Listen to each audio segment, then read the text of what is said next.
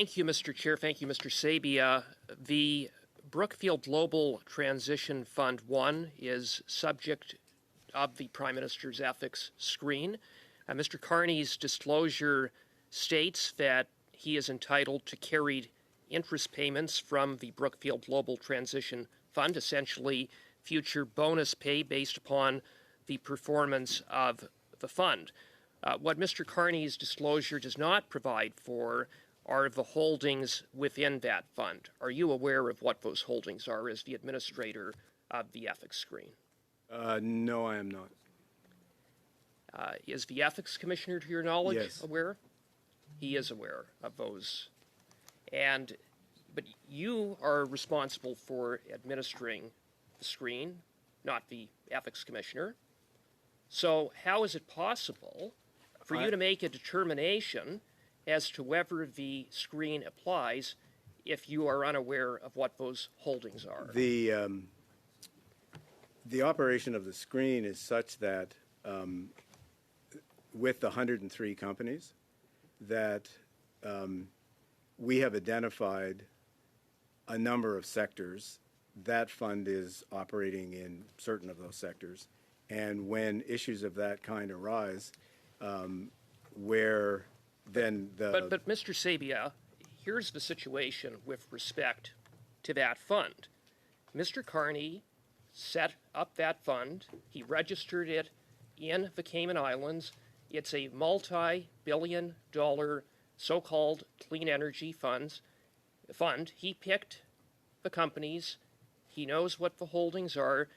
He knows what public policy decisions might influence the fund's success and therefore his future bonus pay.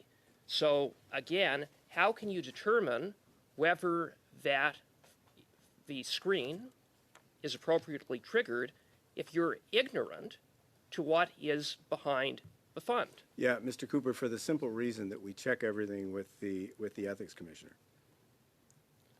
And so you would do what? Explain how that what you would do in that regard. So when an issue arose, if we had... How would you know an issue arose because if you don't know? If you're blind to what is in the fund? Because, as I said,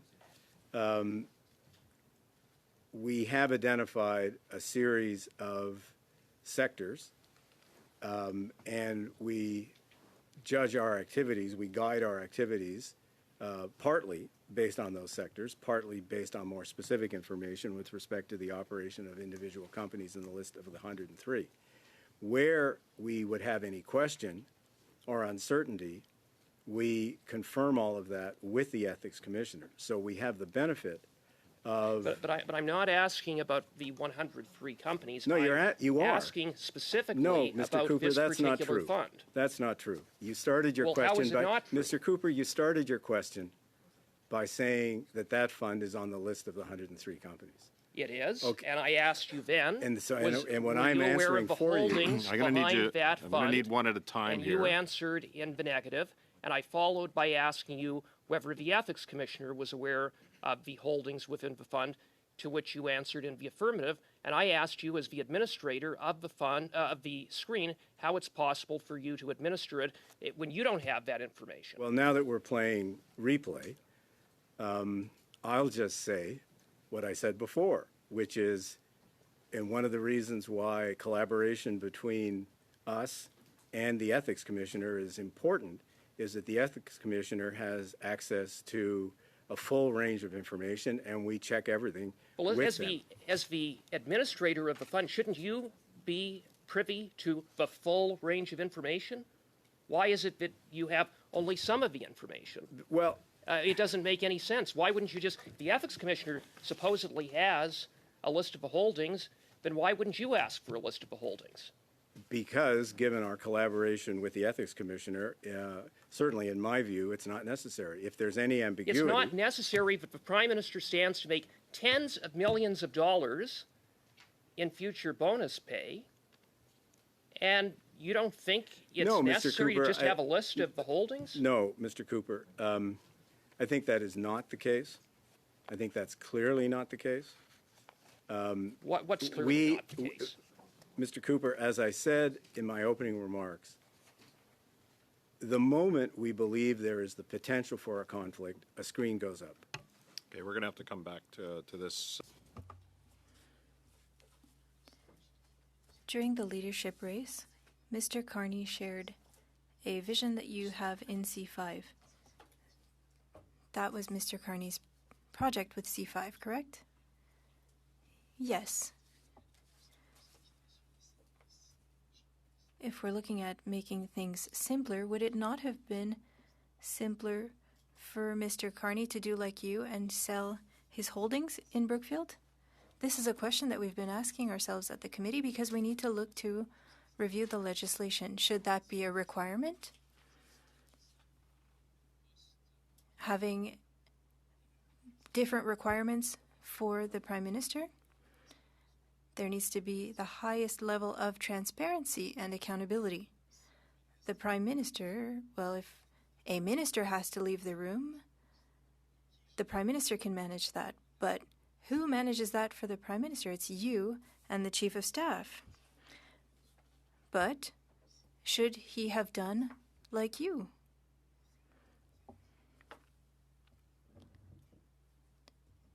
That is where the screen comes into play. We'll come back to that. We'll come back to that. So your answer is no, because there's a screen. That is my answer, yes. Okay, we're moving. Slowly. I would like to ask a question. Do you know what is in a blind trust? I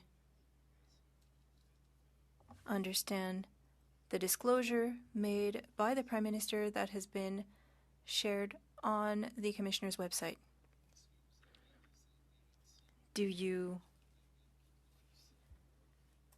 interact with the trustee? No, not at all. And so you don't know how things fluctuate, what changes in the trust, and so you are, in fact, blind in some of the advice that you can give to the Prime Minister. How could you properly apply the screen if you are not aware of the content of that blind trust? I understand your question.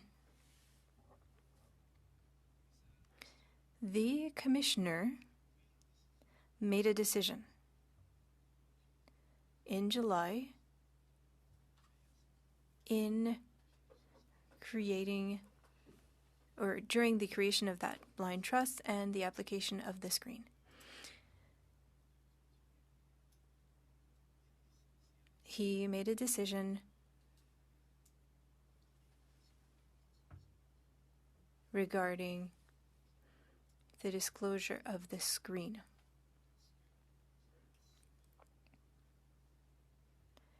At that time, the Prime Minister was aware of what was in the disclosure, so that there was the potential appearance of an apparent conflict of interest.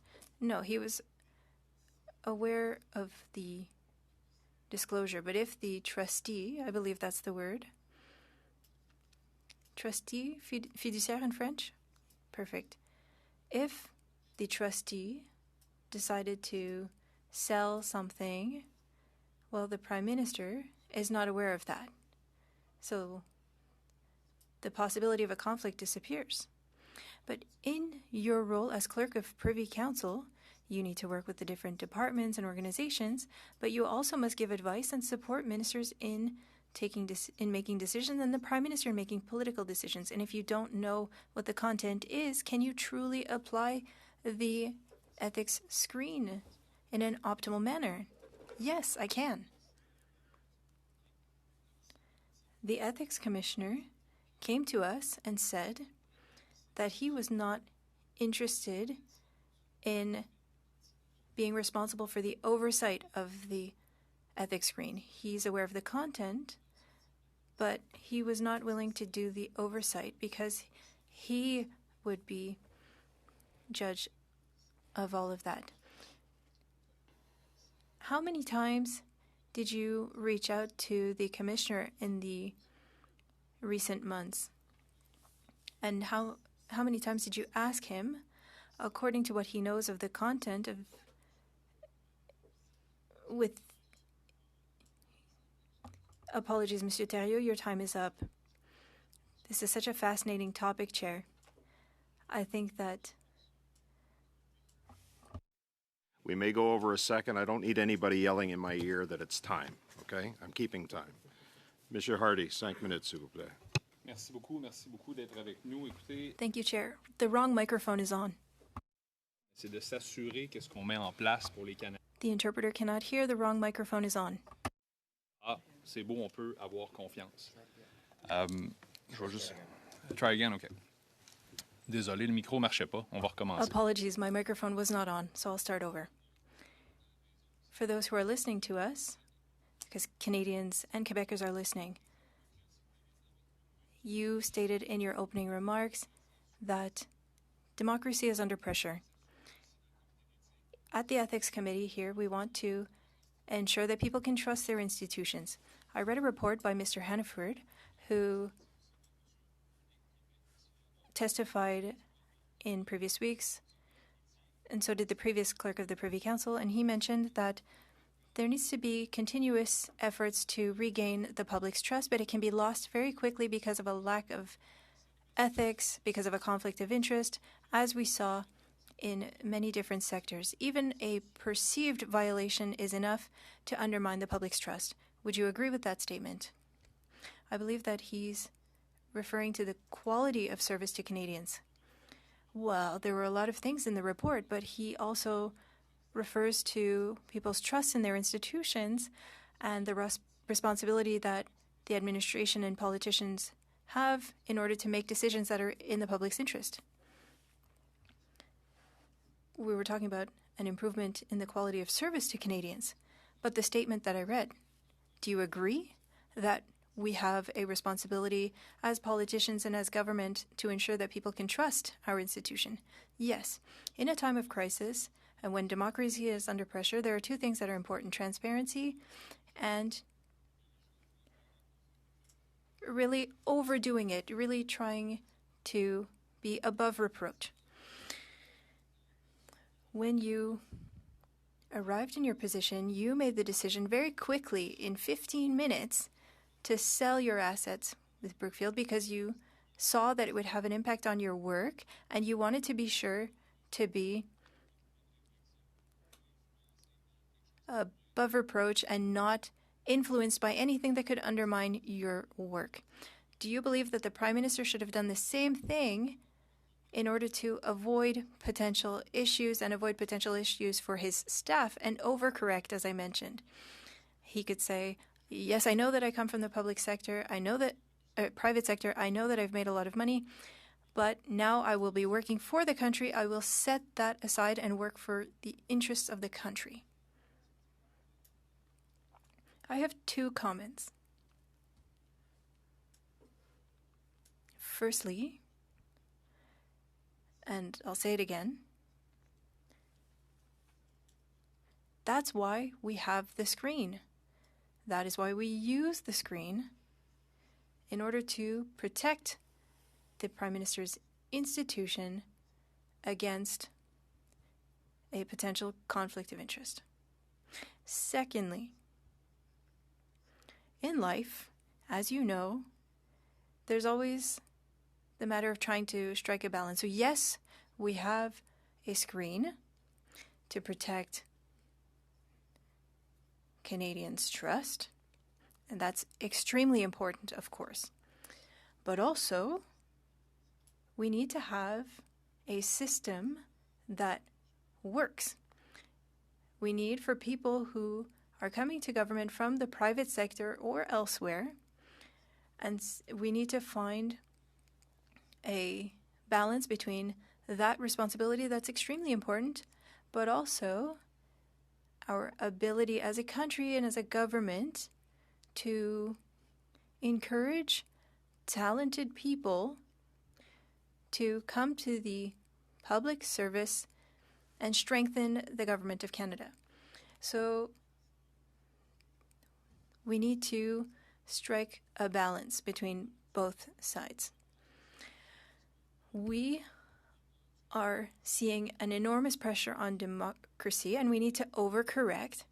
So finding a balance is one thing, but Mr. Warnick, your predecessor, stated here that politics is a short time frame often for people.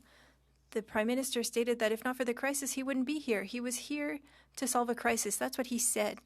So he has a heavily financially based background. He's here responding to a crisis, and he's putting himself and putting Canadians in a place where they doubt their institutions. Just a quick response, please. I gave him a little bit more time because his microphone wasn't on initially. In 10 seconds or less, please, Mr. Sabia. That's not possible. But do you agree with me? I would simply state that delivering for Canadians is an important part in maintaining their trust. And to strengthen their trust, we need to have a government that can deliver on the important things and lead the country through a crisis.